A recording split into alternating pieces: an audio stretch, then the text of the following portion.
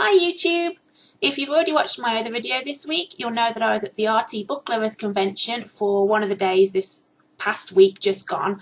The other video talks about actually the time there and shows the convention itself, and this is going to be a video about the book haul, and there's so many books, I might have to split it into two videos about the books I paid for and the books that I got for free, but we'll see depending on how long it is whether I cut it or not. I don't know yet. Sorry about the background. I know it's a bit of a mess. I want to shut the door, but I'll show you. There's a dog in the way. And he's so comfy. I didn't want to move him, so sorry about the mess back there. For the Giant Book Fair, you can actually take your own books and get the authors to sign them. They do a limit of 2 books per author. I didn't really have any time to plan ahead because it was a very spur-of-the-moment thing. So I dug through my books, which are all in packed boxes at the moment because of just moving recently, and I managed to find 3. So I took these 3 books with me and got them signed. Ooh, precarious pile.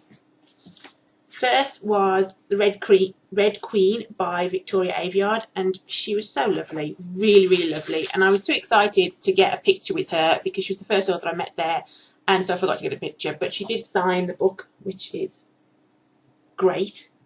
And I also bought 2 more of her books while I was there. I got Glass Sword, which is the next in the series, and I got Cruel Crown, which is a novella.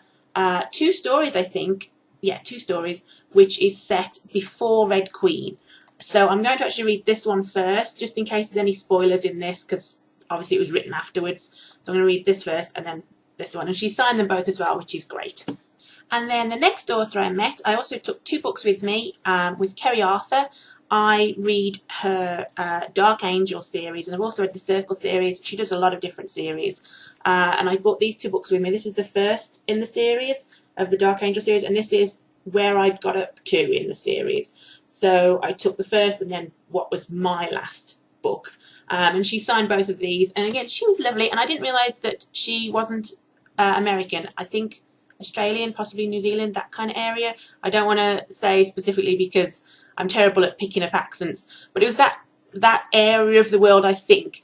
And yeah, she was really lovely, and I bought a lot of her books. She'd got the new series that she started, the Outcast series, so I bought the first book in that, and again she signed it for me. And I bought the first 2 books in the Souls of Fire series, which I'm very excited to read. And I'll show you one of the signatures. She wrote a different message in each book, which was lovely. So there. And she did a little vampire smiley face. Then I went to see a friend of mine was actually going to be there. She managed to get in to have a spot in the Giant Book Fair, D.B. Reynolds, and I bought the latest book in her Vampires of America series, which is called Deception. I'm actually only on book 7, so I need to get book 8 to fill in the gap. But she was lovely and signed it for me. And this is a friend who I've had online for a long time and never met in person, so it was great to meet in person. And then I had a little bit of a blast from the past. An author who I read a long time ago and haven't read recently, but I don't really know why because I do really enjoy her books, is Mary Janice Davidson. She writes the series Undead and Unwed, Undead and Unemployed, Undead and Appreciated, that series. And I read up to book 4 when they first came out, which is a long time ago. This is book somewhere in the teens, I think. There's quite a lot in the series, as you can see. And it was great to meet her and get this is the latest book. And she signed it for me. And I got a very cute little shoe sticker. Shoes are a big theme in these books, if you haven't read them.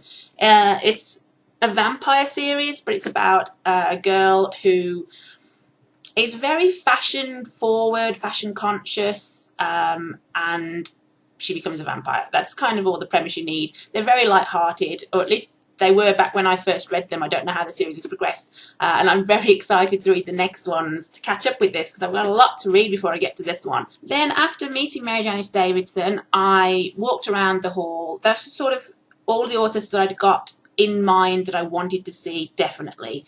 And then the others, because there were so many there, I just decided I'd walk up down the aisles and see who I wanted to chat to, whose books I wanted to have a look at.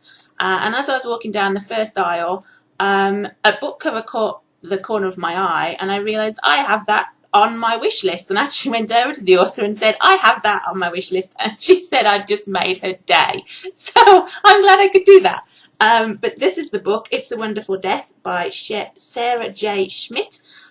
This cover, I don't know if you can tell on here, but it's like a pearlized finish, and she said that this is a special cover that the other books in the stores don't have this cover, so I was excited to get a special cover as I've had it on my wish list for so long. And she signed it, always be fearless, which is a great sentiment to have.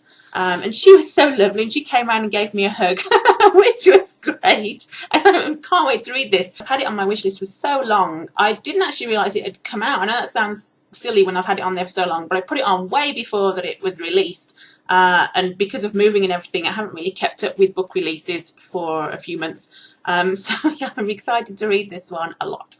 And then after seeing Sarah J. Schmidt, I turned around and then saw another book that's on my wish list, which I did know had come out, but I just hadn't bought yet, and that was Nightstruck by Jenna Black. And she's also signed it for me. I think you're probably picking up that there is a definite fantasy vibe rather than a romance vibe in these books that I'm showing you. And Nightstruck in particular is about someone who unleashes underworld creatures onto the world unwittingly. So that sounds like a fun read. Next, I've got a book by an author I hadn't heard of before, which is Mud by E.J. Wenstrom. And it's, again, another fantasy, I think, but it's a dystopian society. So I'm looking forward to read that and trying out a new author.